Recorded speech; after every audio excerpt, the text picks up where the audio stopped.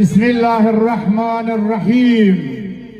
Ya Rabbel Hüseyin ve Hakkül Hüseyin İşfi sadrel Hüseyin ve zuhurul hücce aleyhisselam. Salavat.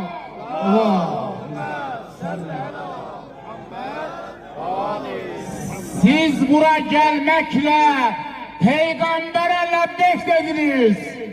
Siz buraya gelmekle mazlumlara lebbek dediniz. Siz buraya gelmekle Kur'an'ın ayetini yerine getirdiniz.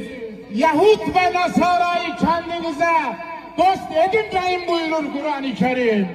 Kim kendisini ona benzetirse o da onlardandır.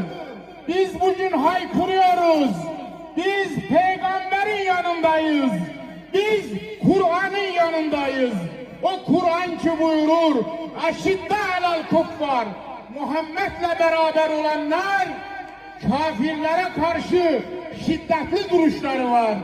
Ama ruhama beynehum, ama birbirlerine merhametlidir, birbirlerine hürmetlidir. Evet, sizler buraya gelmekle Kerbela'da nasıl düşen bayrak sancak yerden kalktı? Evet, İran'da da rehberimiz ve komutanlar ve o okulda kız çocuklarımız şehit oldu. Ve o bayrağı, o peygamberin evladı olan Seyyid Müşteba Hamine'yi sancağı yerde koymadı. Sizler gelmişsiniz ki bunu haykırasınız. Heyhat min nezdillah.